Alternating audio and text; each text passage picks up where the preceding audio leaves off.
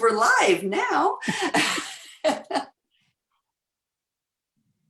You're right, Lori. It says that every time. Okay, so we are on Facebook and I'm not sure where we are yet, so we'll start up here.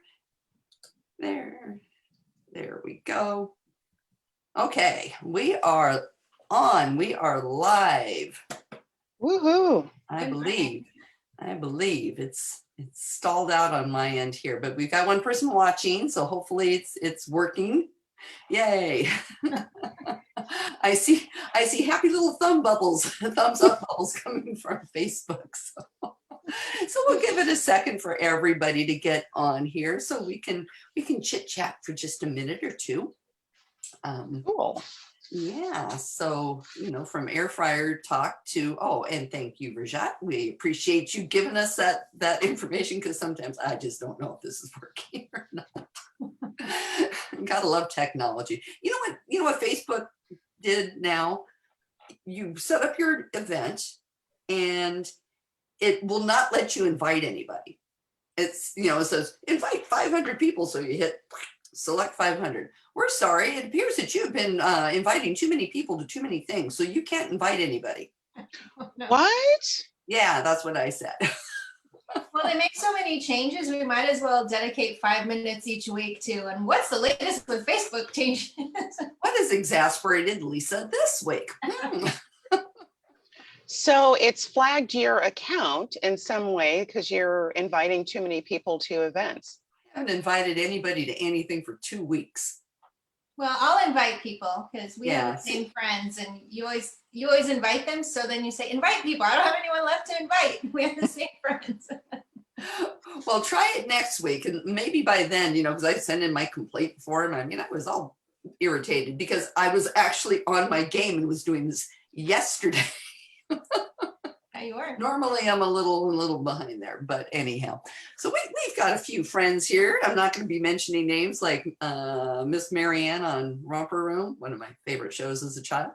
But we are so happy to have Janet Dorsey with us this morning. Yay, Janet. Woohoo, yay. I'm always with myself, so woohoo. Well, now we're just having our coffee with our friend Janet, because we love Janet.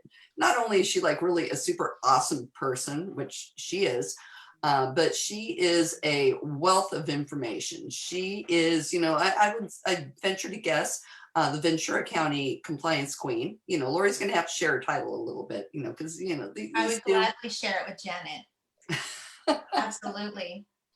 We think a lot, Lori, so. Yeah, we think a lot alike for sure. I'll just be the compliance princess. Okay. Yeah, we'll take that. Yeah, but there's been this year has been a year almost as wacky as 2020. I don't think anything's going to beat 2020, but this 2021 is a year of change, in my ever so humble opinion. We have so many things going on, in California with this projected, opening up on June 15th, and who knows what's going to happen on June 15th. And we're doing this day, we're doing this that day, that a lot of things I feel get overlooked. And I think one of the things that didn't get as much, didn't get as much love as all of the COVID stuff was a couple of laws. One's already gone into effect on January 1st, 2021, and others going into effect July 1st, 2021. And they're both regarding fire, wildfires, all that kind of stuff, the stuff that happens in California, and we're all burning up, So we have some new laws that are going to try to help let home buyers know. But I wanted the compliance expert queen of Southern California, I guess. Northern Southern California, that's awesome. To talk about this, because Janet has been on this. This is like Janet's jam. It's my jam. For whatever reason. I'm on fire, the state's on fire, and we've got forms for that. Well, why don't you tell us about these forms? Because I think it's something that we all need to know, especially since we have July 1st breathing down our necks, and people that are doing transactions now that will be closing on or after July 1st need to know about this, plus a refresher about what might have been a little buried, with all of our COVID stuff, the January rules. So Yeah. Janet, tell All us right. what's going Okay. on. Well, I'll talk to you a little bit about the form, but you guys have to remember too, that fire home hardening portion and the defensible space portion are all part of the same law, AB 38. AB 38 was passed. It was just which part of the law was going to be enforced in January, and that was the home hardening piece.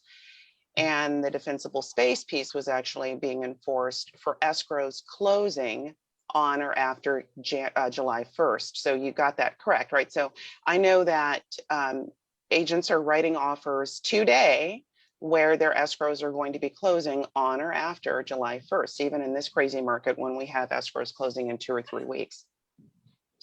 So before I get started, let me just briefly tell you what home hardening is, because sometimes people hear that and you're like, I don't even know what home hardening is, right? It sounds like you're putting a shell around your home, and kind of you are sort of putting a shell on your home.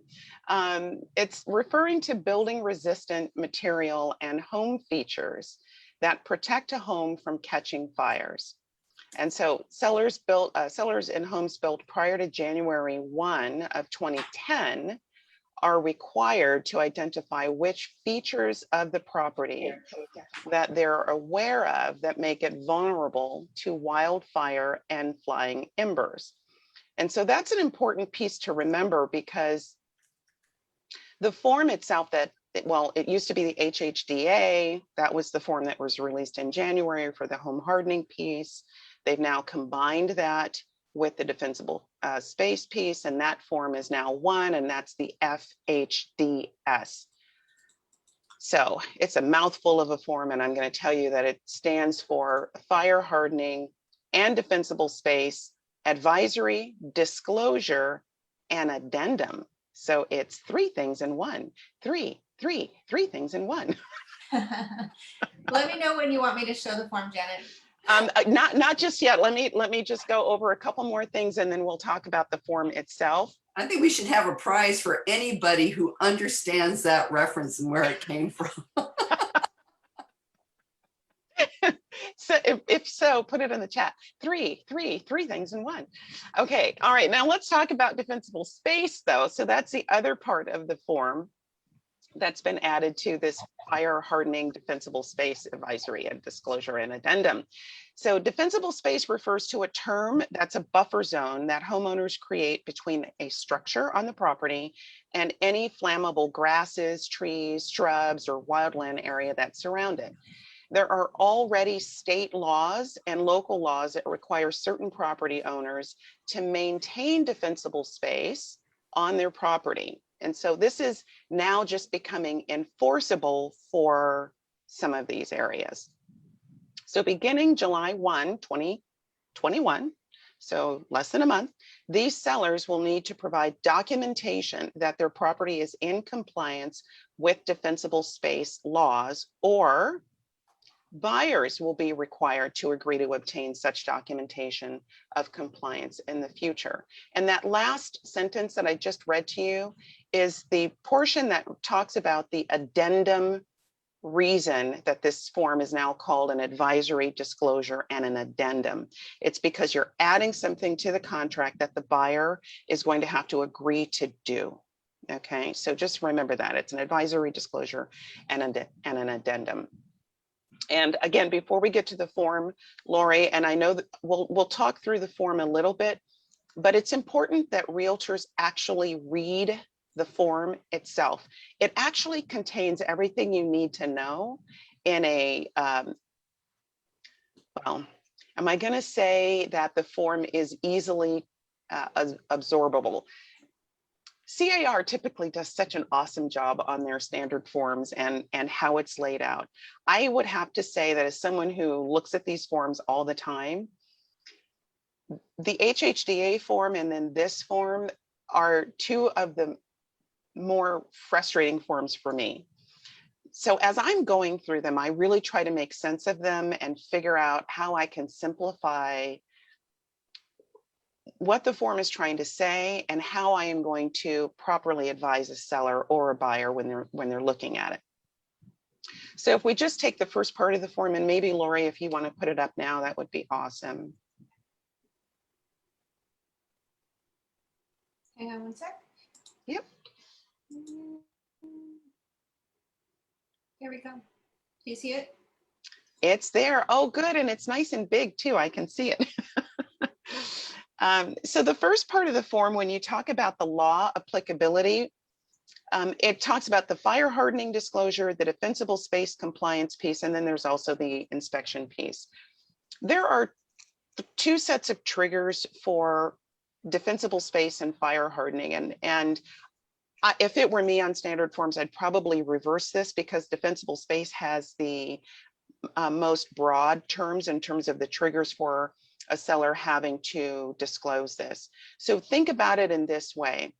If the seller is required to complete a TDS, and when you list the property, you and the seller have properly ascertained that the property is in a high or very high fire severity zone, and you're going to obtain this information from your NHD provider.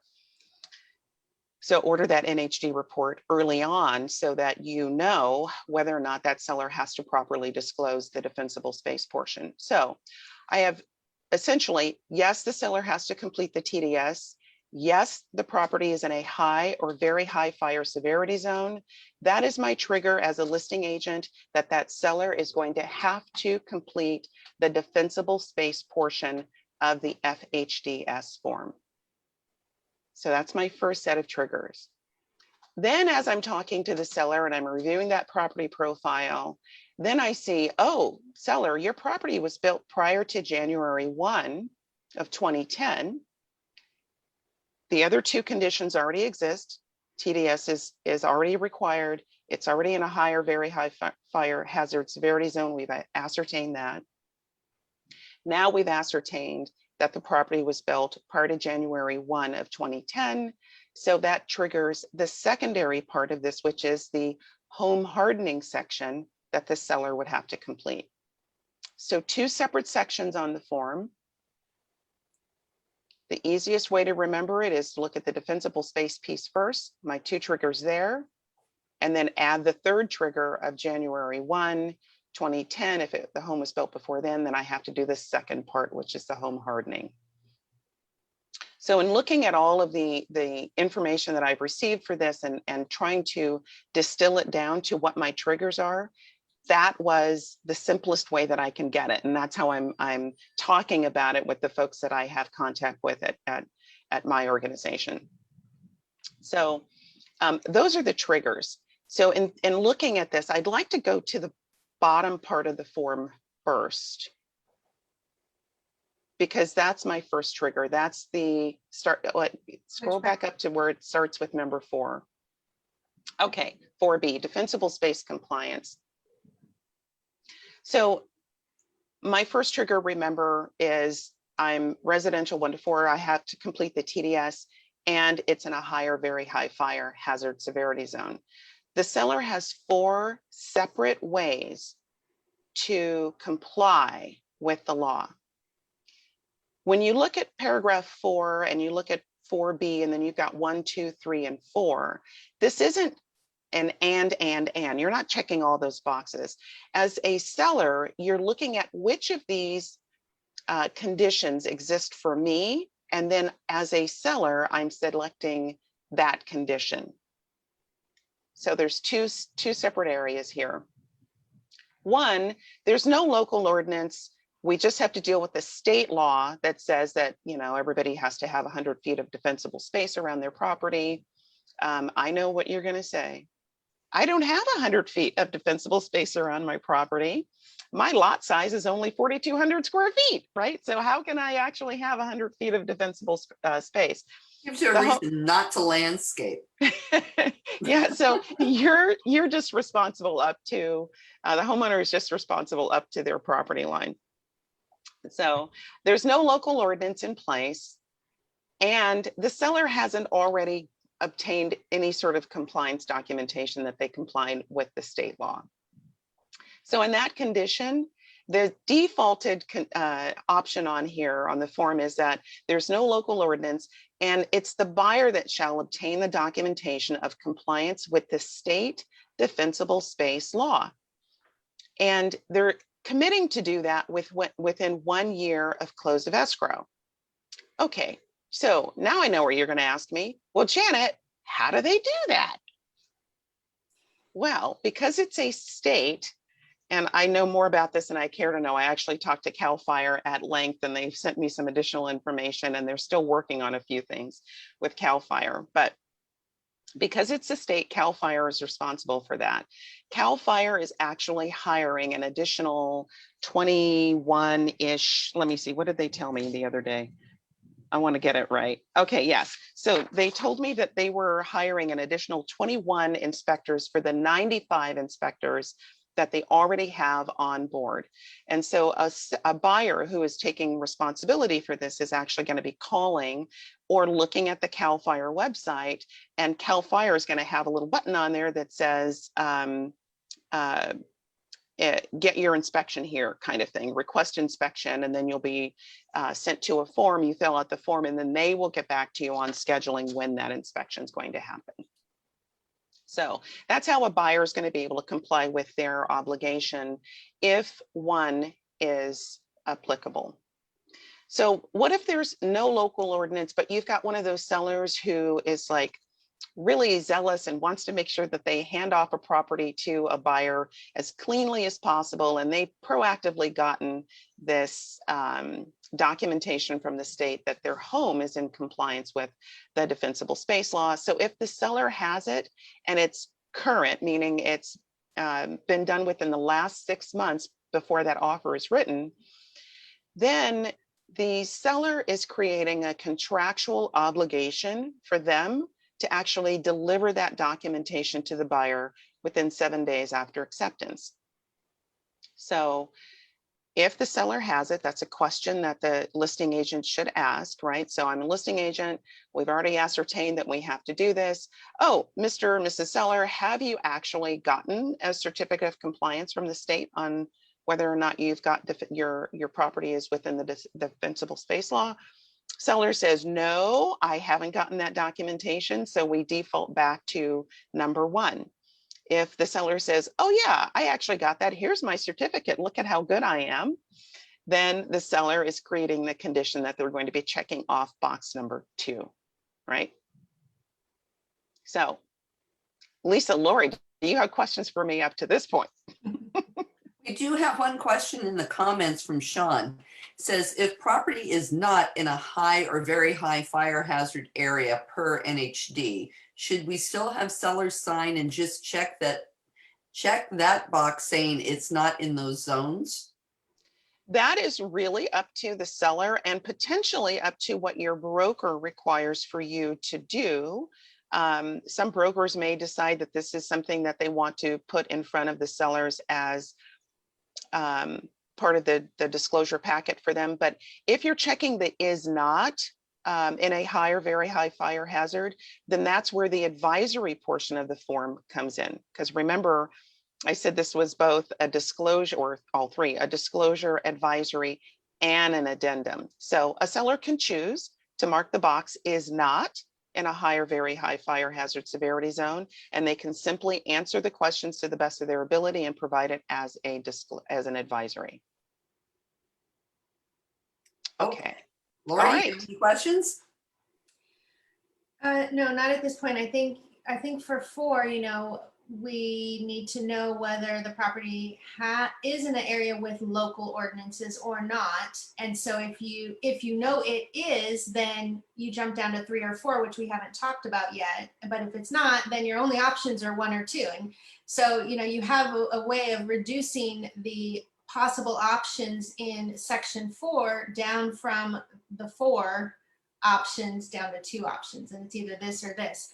And I'll let you guys know that for Orange County, we have our great team at Orange County Realtors is working with the Laguna Beach Association of Realtors, Laguna Beach Board of Realtors and Newport Association of Realtors to put together a fire authority presentation. So we have the local fire authority coming in to give us specifics about Orange County. And so that'll help us know which areas of Orange counties either do have the local ordinance or do not. So stay tuned for that. I don't know when it'll be scheduled, but I got word of that this morning. That's awesome. And I know that there are a lot of other counties that are doing the same. CAL FIRE and the local counties, again, I have more of this in my brain than I really want to know about. But CAL FIRE has responsibility or jurisdiction responsibility for the entire state. And the 21 additional inspectors that I talked about are for the counties that they specifically have jurisdiction over. But there are a number of counties within the state that they're called contract counties with CAL FIRE, that they actually provide the defensive, how do I want to say that? They support CAL FIRE for themselves, right? So they are responsible for the state's fire requirements. And so Santa Barbara, Ventura, Los Angeles, Orange County, and Kern County are the counties that are contract counties. So your county is going to be the place where you're going to find out if there's a more restrictive ordinance, or sometimes your city may have a more restrictive ordinance. So we know that the state responsibility area says that it's 100 feet. Your county or your city could say, well, we want you to have 200 feet of defensible space. And if that restrictive ordinance is there, then it would be the city or that county that is doing the inspection, not necessarily CAL FIRE. So it's going to be really important for listing agents to help the seller understand the potential places where they should go to confirm whether or not there's a local ordinance. There's a huge amount of liability on this from a real estate agent's perspective.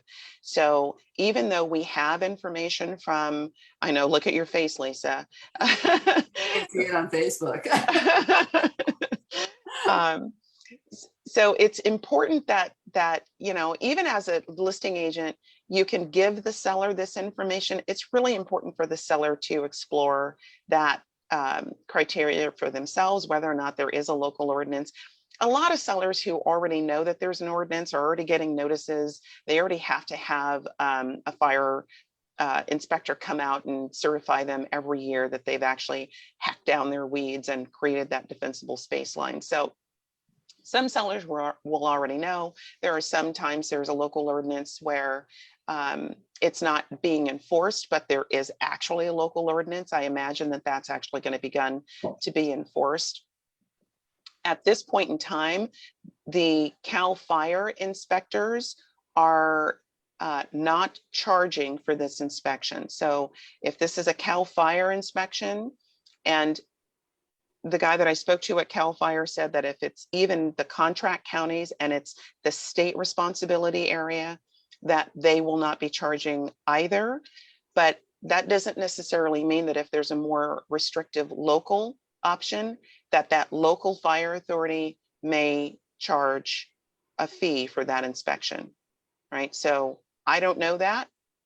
I'm just sort of passing that along because I had this great conversation with this CAL FIRE guy and he gave me a lot of information.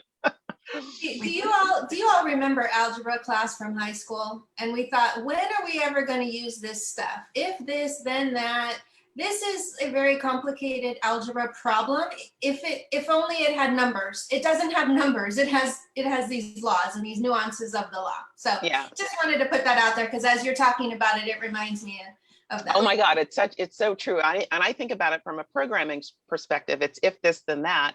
And so you're creating a condition. If this condition exists, then you do this. And so that's exactly what we're talking about for the defensible space. So if there's a local ordinance, then you move down to question or for 4B3 and 4. If there's no local ordinance, you're moving to 4B1 and 2, right? It could be algebra the way that you just described it. Right. Yeah, right. That's right. It could. It's an equation. Yeah, so anybody who's reliving their life as a programmer from back in the day. Did a I'll put little my of hand up. that and blew my mind, but it was fun. Anyhow, we have a question. Okay. We have another question. Inez asked, so if marked no, then complete 3B. Most sellers won't know how to answer this, and it may put them at risk.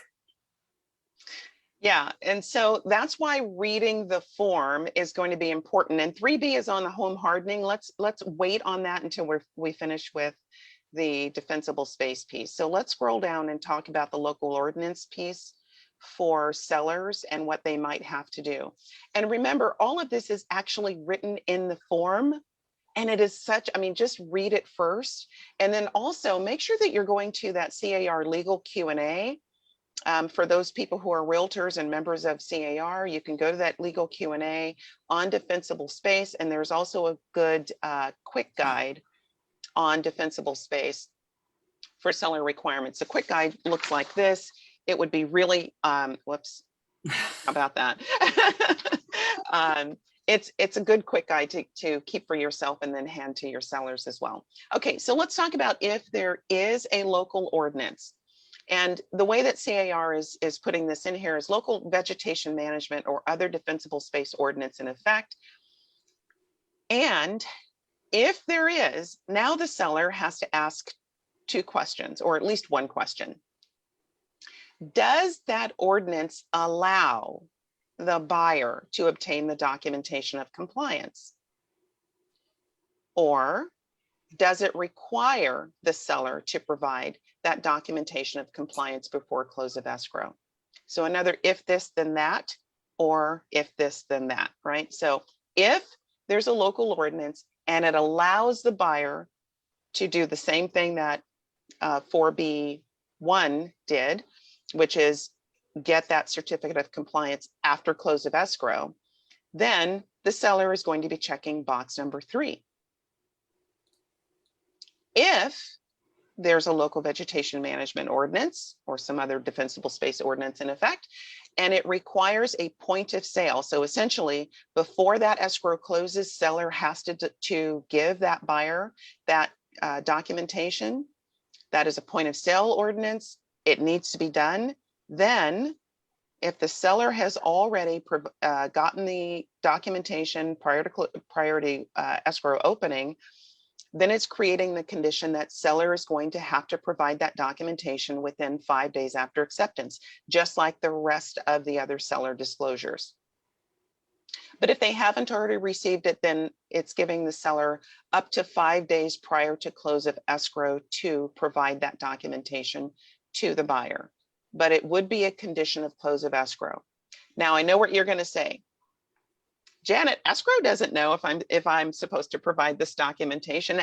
How would escrow be held up if they don't know about this? And the answer is, I don't know. I honestly, I don't know, right? I don't know how escrow is going to know about this as a condition of closing unless escrow also asks for that documentation, because this is an addendum. That addendum is going to go to escrow, right? I haven't yet talked, and this is another thing, I should probably go talk to a few escrow officers or talk to somebody at the Escrow Association to find out how they are viewing this form, because now that it's creating an addendum, are they actually putting this in as a condition that has to be met prior to close of escrow? But it is a contractual condition. So you as a selling agent or a seller's agent or a buyer's agent, I'm reverting back to old terminology here, then you're creating a contractual condition that has to be met before close of escrow. So you're going to have to start tracking this as a contingency or as a contractual obligation for the seller to deliver. Okay. Now, remember, if 4B2 or 4 are selected, 4B2, 4B4 are selected, then, so another if-then statement, Then 4B5 has to be completed. And this is where the seller is putting in where the buyer can obtain this documentation that the seller is providing to them. So that's the defensible. That seems a little confusing, you know, because it's if 2 or 4 are checked, which is a seller responsibility, then the buyer can go get the information here. Yes. It doesn't sound, I mean, that almost sounds like it should have been 1 and 3, buyer, here's where you can go, versus 2 and 4, seller's providing it. Why isn't the seller providing it? Why is it, I guess they're just documenting the Documenting, yeah, they're documenting, here's where I obtained this documentation. So it's, the seller is still required to provide the documentation, but not only are they required to provide the documentation, they're also required to tell the buyer where they're getting it, because now, remember, the buyer is going to have to start doing this defensible space stuff too. So this is where they're going to go get it. More than likely, it's going to be that CAL FIRE website, but I'm not saying that 100% right, because I don't know if there's a local ordinance and if that local ordinance supersedes the CAL FIRE website. So this is going to be super, super specific to the area in which you are doing business. So the one rule of thumb should be know what you're selling. And 2, if you don't know, this is Lori and I's favorite new thing. Who's your broker? Where's your broker? Ask your broker. Broker. Sure you're doing this right, because we know everybody who's here doesn't fall into what we call RDR, which is realtors don't read, because if they didn't read, they wouldn't be here in the first place.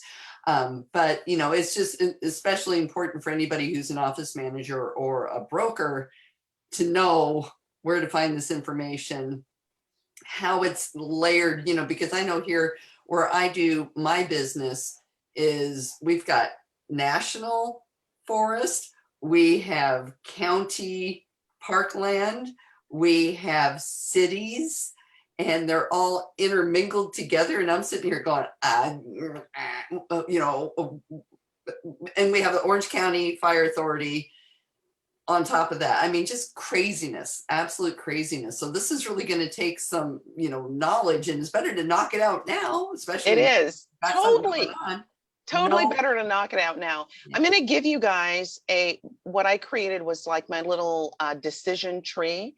So this is where note taking would be coming up. You know, I wish I could.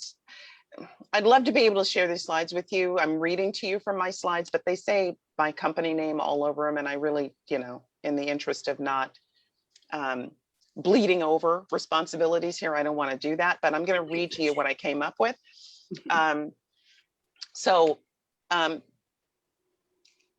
First things first, is a TDS required?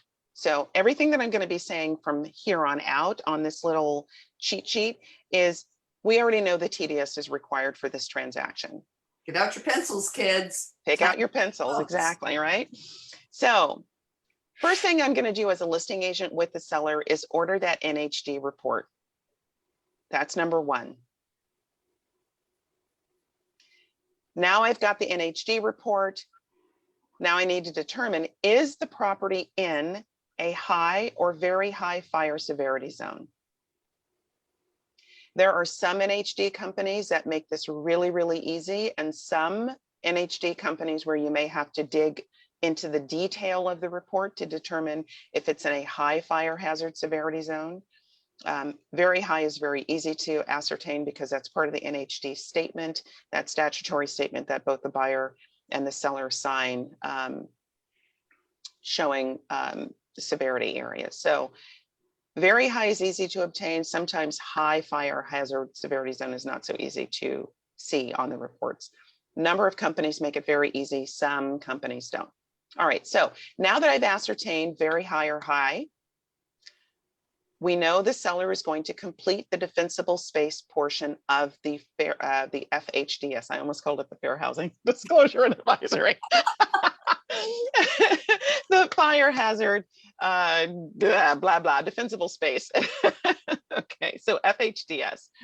So seller is going to complete the defensible space portion of the FHDS. As soon as I know that that's going to be part of the deal, as a listing agent, I'm going to make a note to self, or I'm going to put it in my notes for my file. When I get an offer, I'm going to add this as an addendum to the RPA. Just add it as an addendum, because you're going to get offers in. If this is going to be an addendum to the buyer and it's going to be part of the contract, it needs to be part of the writing of the contract. And the only way to do that is to add it in as part of your counter, or add it in as an addendum later. But it's better if it's part of the first writing of the agreement before we have agreement. Okay, so now I know the defensible space portion is there. Then the next thing that the seller is going to do is find out if there's a local ordinance for vegetation management. And there's a number of ways that they can do that. They can call the county, they can call their city. Some local fire departments are pretty responsive with this. There are some that we found out that they don't know anything about AB 38 and this law. So Shocked, but not surprised. exactly. So hopefully the work that's being done with CAL FIRE and some of the local real estate associations will have a pretty good handle on this within the next month or so. But until then, this is going to be one of those pick up the phone and dial for dollars kind of thing. So So let's say, you know, I'm just going to play devil's advocate here for a little bit. Let's say I'm listing a home in Laguna Beach, which we know burns, unfortunately, on kind of a regular basis. They have their city fire department. And if the people, and I'm just going to say, we get somebody on the phone who has no idea what we're talking about, then we would call the Orange County Fire Authority. And then if they sit there and say, I have no idea what you're talking about, then one could call CAL FIRE because they're the mothership and they would be able to give the information. But that would kind of be the chain that you would call. Well, so here's the deal, right? So if you have a local ordinance, CAL FIRE may not know that, right? So your local resources would be your fire department, your city, or if your property sits in the county territory, you call the county. Okay.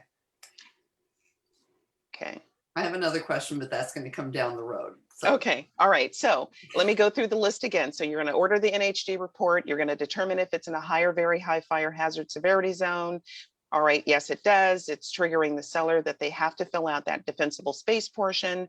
You're going to make note to self, add that as an addendum to the RPA. Then you're going to find out if there's a local vegetation ordinance. When you find that out, then the seller needs to ask the question, does it allow either buyer or seller to obtain documentation of compliance? If it allows the buyer, then 4B3 is going to be checked off, just like it's on that form that you see that Lori still has up on the screen. If it doesn't allow, but it does require the seller to provide that proof of compliance, then 4B4 is going to be checked off. The last thing on your checklist with your seller is if the property is built prior to January 1, 2010, then the seller is going to complete the home hardening portion of the FHDS. So that's your quick and dirty cheat sheet sort of checklist with your seller upon taking the listing. I think if you follow that flow, you're not going to miss completing the important portions of the FHDS, and that you're helping your seller comply with their disclosure requirements. Okay. Can you repeat that last one with the 2010 date? Yeah, so if the property was built prior to January 1, 2010, so essentially anything, before 2010, then the seller is going to complete that home hardening section of the FHDS form, which is the section we haven't gone over yet. Okay. Okay. Now I'm going to ask my question because yes. I know many of the people that are listening do business in areas that were built with homeowners associations, whether it be condominiums or single family home HOAs that are already maintaining the 100 feet barrier between wildland and the properties. Would the HOA have this information since they're the responsible party, or does the seller still need to get that? So I think the HOA will be, you'll be a seller in an HOA. I live in an HOA. I should be able to get my certificate from the HOA. If the HOA doesn't know what we're talking about, we're in a different scenario here, and the seller can then again call a local authority and find out if one has been completed for that HOA. But in most HOAs, that common area or that area outside of your unit area is maintained by the HOA, and the HOA should have the documentation. Okay, the key word, should. I said should. Should have it. Should. Yeah, and there's no space on this form that defaults to the HOA will provide this info. So it's still either the buyer or the seller. So Yes. the seller has to get that info. If To the them. HOA doesn't have it, then they've got to figure it out. Yes. All goodness questions, right? And I wish that this was perfect, but you know, I think we're all going to be struggling through this for the next few months until this gets resolved. And by the way, as you're looking at this form and you're trying to work with it for the first, second, third time, don't forget, if you've got suggestions for improvement on this form, to send your suggestions into the CAR Standard Forms Committee. They look at these suggestions, they will take those suggestions into account. And while the elements of this form are required by statute, there's certainly things that they could probably do to move things around so that it makes more logical sense for you, if you feel like it doesn't make logical sense for you. But just remember, the law in itself, it's more complicated. I can't even imagine what this state is going to be going through when we really start seeing other things come up, like, you know, we live in coastal zones. What's going to happen in the coastal areas? Are we going to have other requirements of sellers in the future for sea level rise or other, you know, disasters? You know, we're on fire, the state's flooding. What are we at? Sea level will rise and put out the fires. There we go. Okay, let's quickly talk about the other portion. I have to go in about 10 minutes so I can make my next meeting, but go. So scroll up to the home hardening section, Lori. This should go much quicker because this is the part of the form that we've already been required to complete with the seller starting since January 1. So remember, this is the home hardening portion. This is talking about areas of the home that are still vulnerable to wildfire, flying embers. There's a great resource on here, readyforwildfire.org. That is CAL FIRE's website, and it's you know, a pictorial depiction of wildfire areas, how to harden your home against wildfire, how to make sure that you've got defensible space. It's got a lot of good information on that particular website.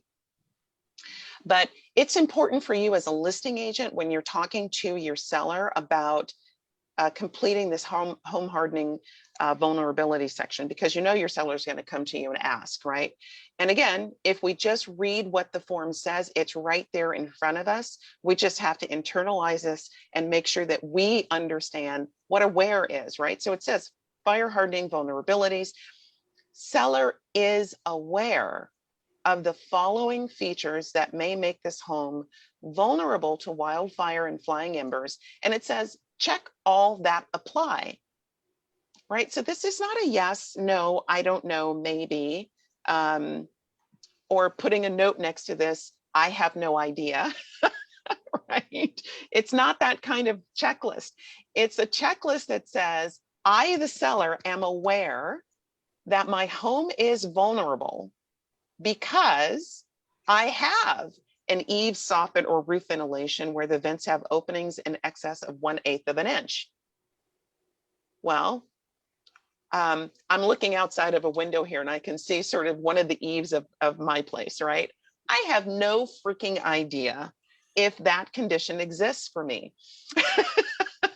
So if I don't know if it does, then what am I going to answer for 3B1? I don't know. If I don't know, does that mean I'm aware? Come on, you guys, give me an answer. No. I don't check This the is a box. very poorly written form. That's I my don't check the answer. box, right? So because I'm not aware if my ventilation areas are in excess of 1/8 of an inch, I'm not checking the box. So don't check the box if you're not aware that your home has that condition. So there's only 6 conditions that are prescribed by law. That was one of them. If the roof coverings are made of untreated wood shingles or shakes. Well, you kind of know that, right? A seller should That probably one know you, that, you can't get around. right? So if I know I have a wood shake roof, I'm probably going to check that box. Do I have combustible landscaping or other materials within 5 feet of the home and under the footprint of any attached deck? Well, what's combustible landscaping is my question. You go take a match and go see what burns in your yard. There's a lot of combustible things we have in our landscaping that, you know, someone said to me the other day, I think it was Jim Keith. I don't know if you guys know who Jim Keith is. He's a big pro standards guy. He's very active at CAR. But Jim said, I can see where we're going to have to, this is going to open up a whole can of worms with regard to landscaping materials and what people use in their landscape. I thought, oh, Jim, please, shh. Don't say that too loudly. I'm not aware of what will burn. I'm not aware. Burn my house. So yeah, I'm not aware. I'm not aware. Not aware. So then the next one, single pane or non-tempered glass windows. Most people probably know that, right? And so if your home still has that, you're probably checking the box. Is there loose or missing bird stopping or roof flashing? I don't know. I don't know either. I don't know. So if I don't know, I'm not checking the box. But so, you know, some people are really good about, you know, putting little bird stops or, you know, checking their roof if they had a roof inspection recently. So if you know, and it's still vulnerable, then you check the box. And then of course, rain gutters without metal or non-combustible gutter covers. So I know my gutters don't have a little cover on it. It's open. If leaves accumulate in there, that's probably something I could probably answer because in my particular case, that would exist. So that's how the seller fills out the home hardening portion of the form. So remember, it's 2 separate areas of the law that this one form is providing, but it's one form with, it's going to require you and the seller to think about what they really need to disclose. You've got to go explore, find out, investigate, then answer the defensible space piece. Then the seller doesn't have to, and they're not required to go inspect their house to see if these 6 conditions exist on their home. It's only if the seller is aware. All righty. Okay. So before Janet takes off, and she's going to leave in a minute. So if anybody has any questions, because this is a lot of stuff. Lots of stuff. Put it in the chat and we'll see if we can get words of wisdom from Ms. Dorsey before she has to get off to her next meeting. But all I know is that's a lot of information on the defensible space aspect of things.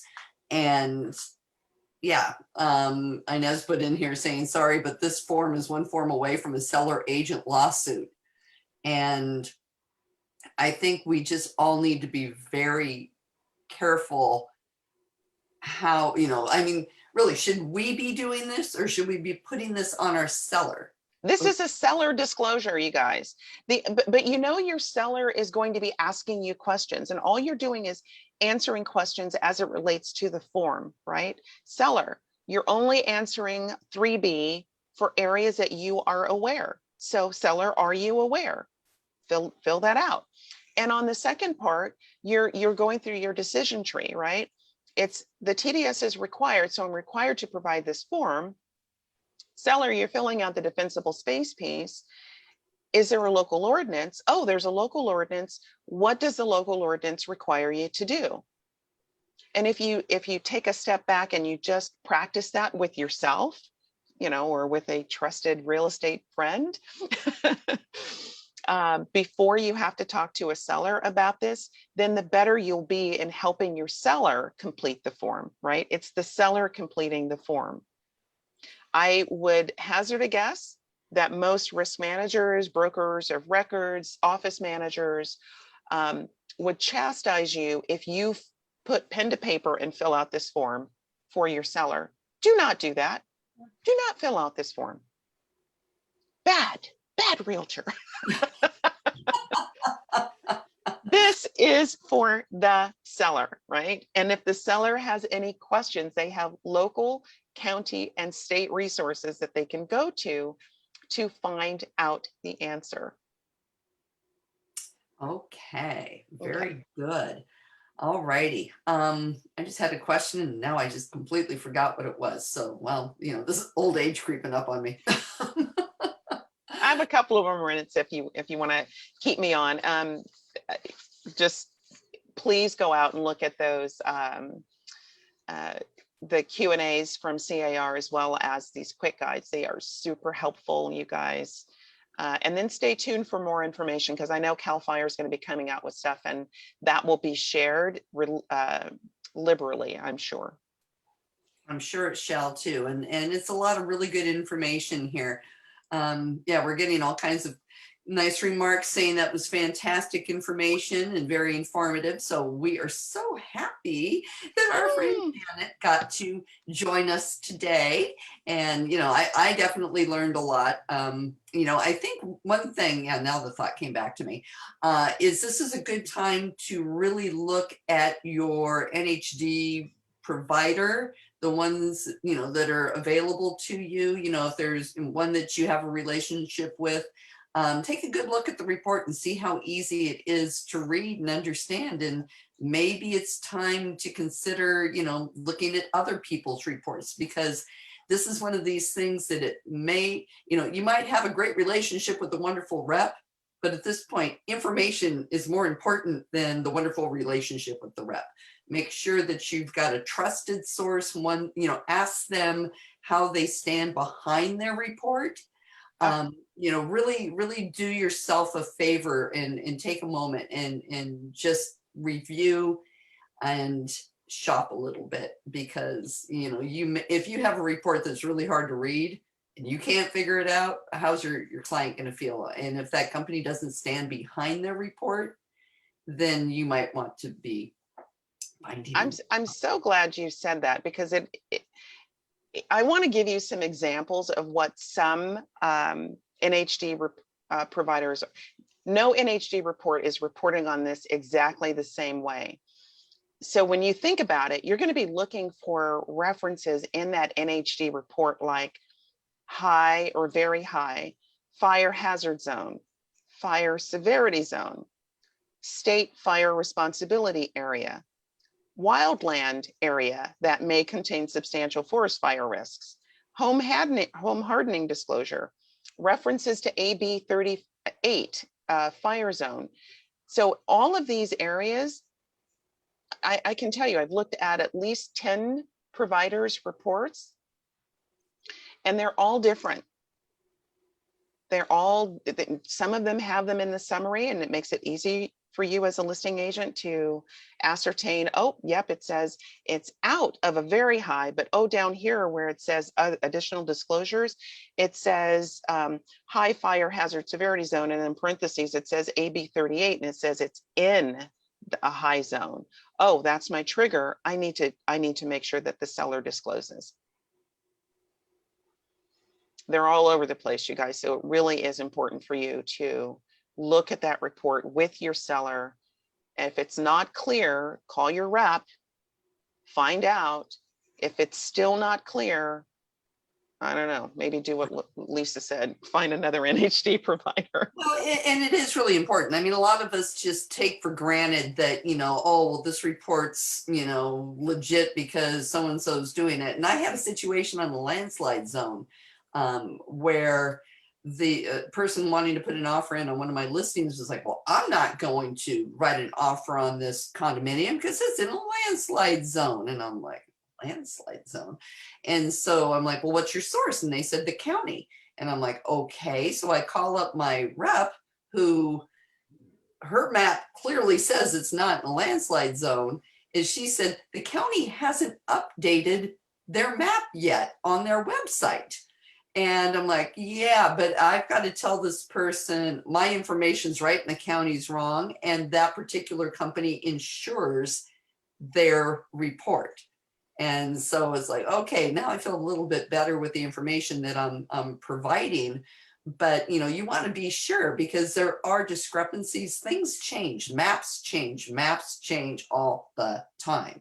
So you need to be sure that whoever you're using for NHDs, number one, they're going to, when I say stand behind it, I mean, really stand behind it. If we have that nasty little lawsuit situation pop up or something, you want to know that they're the source and they can stand up for the report that they published.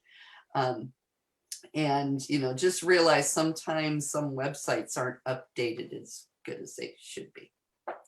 But Janet, I know you got to go. I'm going to go ahead and I'm going to stop the screen sharing so we can, I'll say, bye, Janet. Bye. I know I will talk to you guys soon and sometime this week, I'm sure. But thank you so much for having me on. And I hope it was helpful. I know this will be on replay for people, but just stay tuned for more information that's going to be coming out, especially on whether or not, like Lori said, in Orange County, you guys will have a good resource to determine if there's local ordinances and what those local ordinances actually say. And then what CAL FIRE is going to be putting out in terms of making it easier for a buyer or a seller to get their inspections done. Okay. All right, you guys. Talk to you soon. We'll stay on for just a moment, but we're so happy Janet was with us today. Appreciate it, Janet. And I think probably a word to our friends that are not in Orange County. I know we had, Tony was on from Tigar. Maybe this is some things that if you're with another association, you can bring up to your board about, getting the local fire authorities together and getting information to pass on to the agents and the brokers and, the office managers, because this is information that, some people are going to be on top of, others are going to say, oh yeah, sure, it's just another new form. But this is some pretty important stuff. Yeah, even just to have a presentation to explain what what is involved in their inspections and what are homeowners to do to make sure that they have that defensible space. What does that look like? So I think that'd be a huge help. I've already plugged into the Nerdy Real Estate resources page. The resources, I didn't attach it to this video just because it'll get lost in the comments. So I just made it as a new post. So those links to those specific, the Q&A and the quick guide and the form itself are there. And also I just want to remind everybody, Janet mentioned it at the beginning, I think Lisa did as well.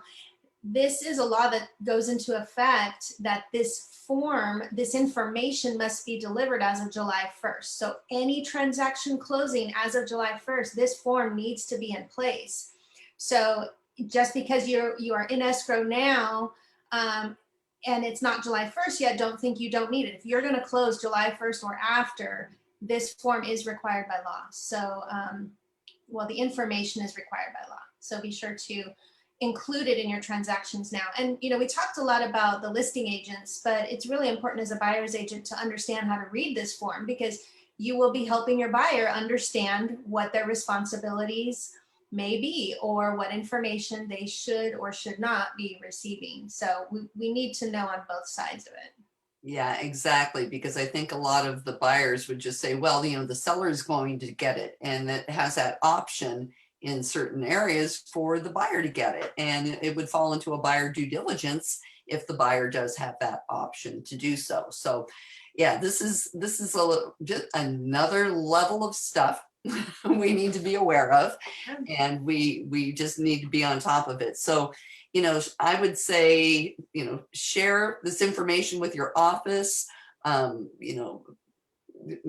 people know about our video. I mean, this, we keep a library here, and we keep one on YouTube, Facebook allowing. And, this is why we do this, to share the information, because we're all working together. I mean, that's in our code of ethics, that we're supposed to cooperate, right? Well, we can take cooperation to the next level and help get everybody on the same page. So, and as soon as we have information for that, Orange County Realtors, along with Laguna, was it Newport too? Yes. Okay. We'll post that in the nerdy group, and Tony's already running with it. Great idea. And that's what we're here for, sharing information. So we're so happy that you joined us today. And guess what we're doing next week? What are we doing next week? CRMLS week.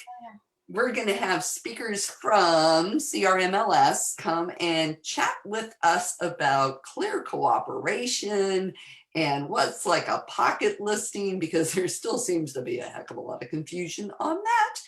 And so if you know anyone who is, maybe participating in a pocket listing group or something like that, tell them they might want to listen in, bring their questions, because this has been a matter that has been confusing now for a year, and not just here, it's confusing all over the country.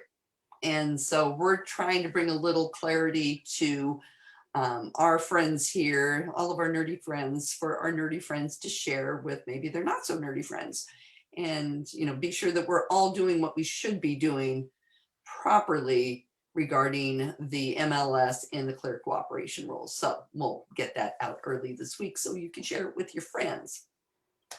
Cool. And keep in mind, we have new forms coming out on June 21st. So let's plan on June 21st. We're going to go over all the new forms.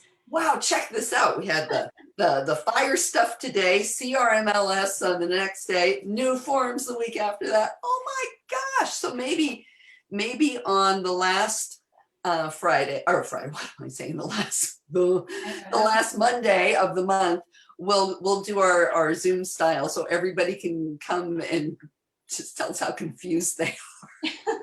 We'll make it a therapy session. We may need it. It is a lot this month. So this is a lot this month.